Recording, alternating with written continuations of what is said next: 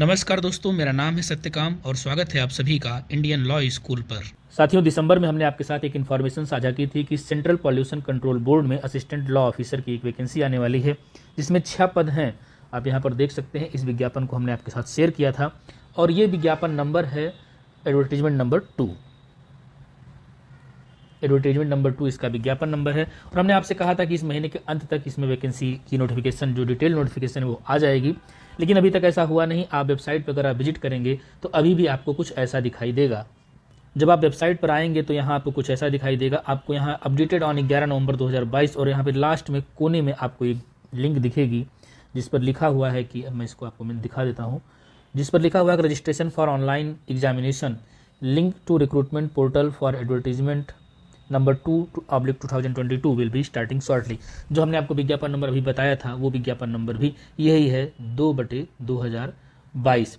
तो आप देख सकते हैं यहाँ तक अभी भी कोई इस पर अपडेट नहीं आई है। हमने ऑफिशियल से लगातार इस बारे में बात करके इन्फॉर्मेशन पाने की कोशिश की है, बट हर बार जवाब यही मिला है कि ये विज्ञापन जल्दी ही रिलीज होगा। और ये कोई नई बात नहीं, ये पहले भी ऐसा ही हुआ है। इसके पहले ये वैकेंसी 2017 में आई थी और 1 साल से ज़्यादा का समय लग गया था एक विज्ञापन जारी होने और परीक्षा होने में। तो बहुत सारे लोगों को लगातार मैसेज आ रहे हैं, उसमें बहुत सारे लोगों की ये क्वेरी है कि ये विज्ञापन कब आएगा। तो इस विज्ञापन के बारे में तो हम यही बता सकते हैं कि जो है ऑफिशियल्स का यही कहना है कि जल्दी ही ये जारी होगा। बट हाँ, एक मैसेज और भी कई लोग पूछ रहे हैं कि इस एग्जाम का पैटर्न क्या होगा और इस एग्जाम का सिलेबस क्या होगा। तो इस बारे में हमने कुछ इन्फॉर्मेशन इकट्ठा की है और वो हम आपके साथ साझा कर देते हैं।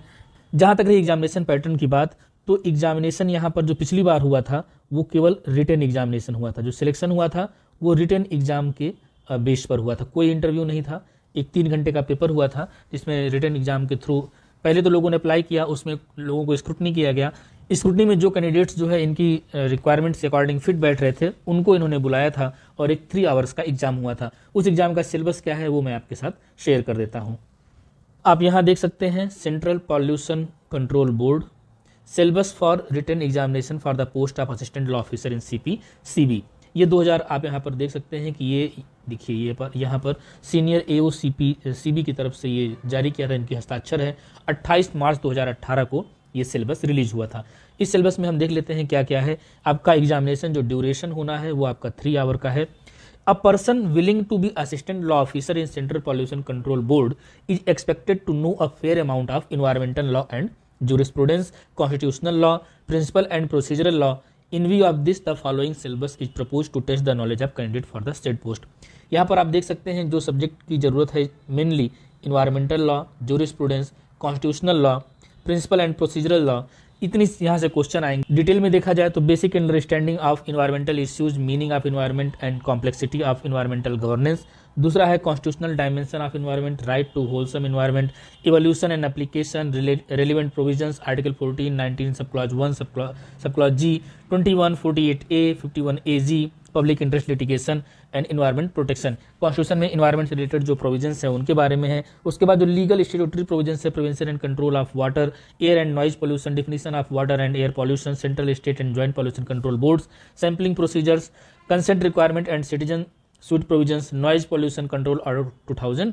यहाँ पर इससे सवाल आने हैं और आपको जानकारी होनी चाहिए इन्वायरमेंटल प्रोटेक्शन एक्ट 1986 की, nature of the act, meaning of environmental pollution, environmental pollutant, powers and function of central government, public participation and citizen suit provisions. उसके अलावा law related to forest and wild life, forest act 1927, classification of forest, reserve, protected, village and private forest, forest conservation act 1980, wild life protection act 1972, authorities to be appointed and constituted under the act, protection strategies, trade or commerce in wild animals, animal articles and trophies, और national green tribunal, constitutional and power functions.